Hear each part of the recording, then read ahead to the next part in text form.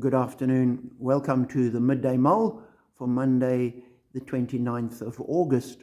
Following Robert Murray McShane's reading scheme today, we begin reading the book of the prophet Ezekiel.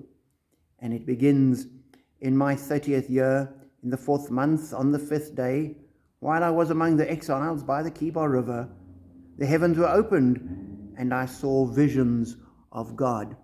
And he then goes on to describe what he saw.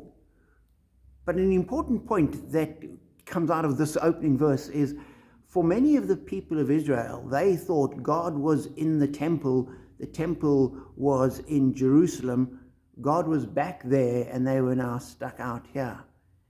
And Ezekiel, out there with the exiles by the Kibar River, suddenly sees a vision of God right there where he is. And that sent a message. God was with his people where they are. He is not limited. And we need to hold on to that. Wherever we are, whenever we are, God is there with us. And he then goes on with this vision of angels and the throne of God. And it's quite confusing. We have bits like, the appearance of the living creatures was like burning coals of fire, or like torches. Fire moved back and forth among the creatures. It was bright, and lightning flashed out of it.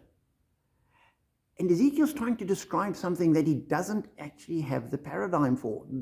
There are no words, because it is so different from what he'd lived through. And so you have this, the appearance was like burning coals or like torches.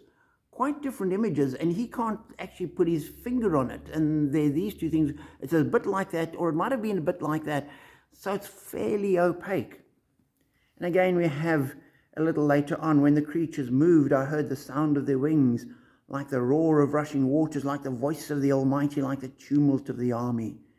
When they stood still, they lowered their wings.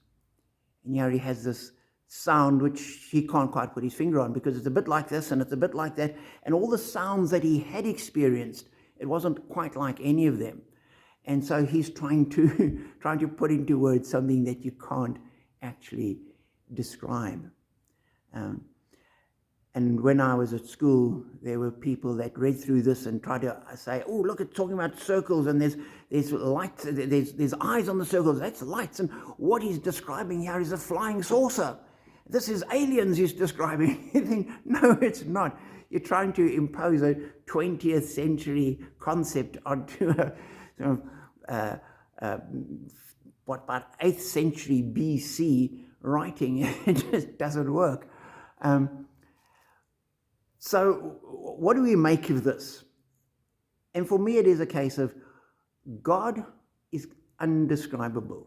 He's beyond anything we can get our heads around. He's beyond our vocab. He's beyond us.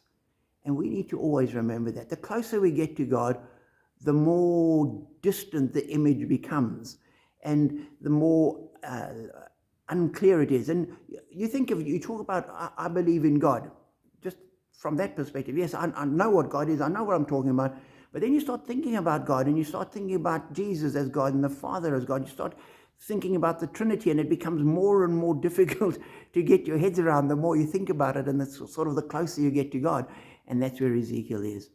And we need to just hold on to the fact that our God is beyond our imagining, beyond our describing, beyond our words, beyond our comprehension. That is the God we worship. And that is the God that is with us wherever we are.